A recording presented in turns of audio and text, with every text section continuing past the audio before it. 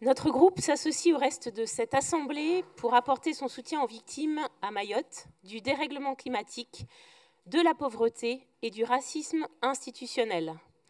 C'est l'occasion pour notre groupe d'affirmer notre solidarité avec le peuple palestinien et sa lutte depuis 1948 pour être reconnu comme une nation à part entière. Nous ne pouvons pas passer sous silence l'horreur du quotidien de la population civile palestinienne qui subit un terrible génocide depuis plus d'1 an dans les territoires occupés de Cisjordanie et dans la bande de Gaza. Nous dénonçons les ventes d'armes à Israël, comme nous avons dénoncé les achats de gaz à la Russie. Il est temps que la France agisse en accord avec les conventions internationales et retrouve une parole à la hauteur de sa devise républicaine. Le vote du budget, mesdames et messieurs, est l'occasion de confronter 2 pensées politiques. Se mettre au service des intérêts privés d'une minorité en promettant un ruissellement hypothétique, ou financer les services publics pour résister aux crises et construire une société solidaire.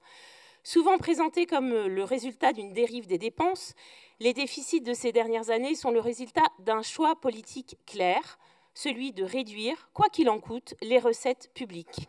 Et le déficit créé est ensuite utilisé pour justifier de nouvelles coupes dans les services publics et pour faire très largement reposer sur les épaules des collectivités le retour à l'équilibre des comptes de l'État. Depuis 2017, la suppression de l'impôt sur la fortune, de la taxe d'habitation, de la redevance audiovisuelle, la baisse d'impôt sur les sociétés, celle de 50% de la cotisation sur la valeur ajoutée des entreprises, le renforcement et la transformation des CICE en baisse de cotisation, l'exonération des heures supplémentaires et la mise en place d'une flat tax de 30% sur les revenus du capital ont privé l'État de 60 milliards d'euros. Injustement, les sociétés du CAC 40 distribuent des dividendes et laissent les PME et les PMI porter seuls le poids de la fiscalité. La dégradation de la situation économique de notre pays est aujourd'hui manifeste, avec une multiplication des plans sociaux, des défaillances d'entreprises. Pour 2025, on s'attend à environ 150 000 destructions nettes d'emplois et une remontée du chômage. La Banque de France a revisé à la baisse sa prévision de croissance du PIB à 0,9% et la notation, vous le savez tous, de la France, dont dépend la capacité d'emprunt des régions, a été dégradée.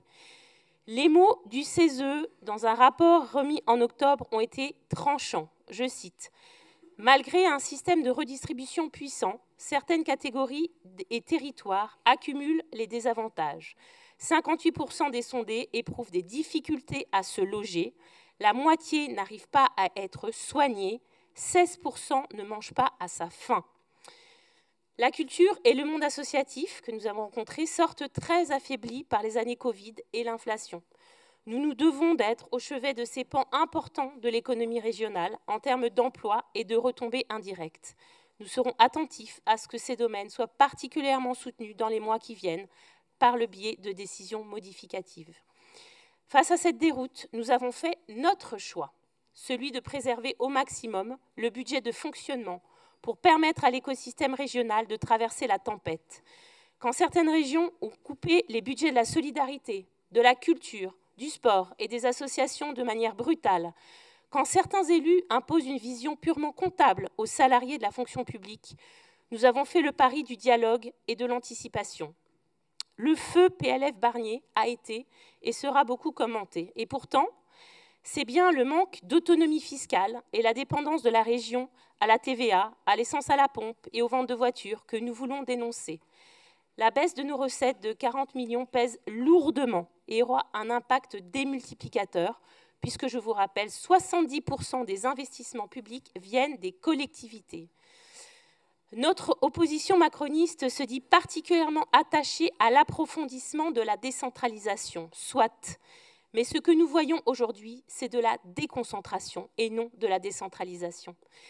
Face aux incertitudes liées à une croissance atone et à un gouvernement qui veut faire porter la responsabilité de ses choix aux collectivités et à son opposition parlementaire du NFP, les questions d'égalité, de bifurcation écologique, de citoyenneté sont à nos yeux les enjeux de la politique sociale du XXIe siècle. Elles ont pour point commun d'être dénoncées aussi bien par le socle commun macroniste LR que par l'extrême droite. Notre majorité régionale est fière de maintenir le cap en cohérence avec les fondamentaux de solidarité et de justice sociale, de planification écologique, qui sont notre boussole.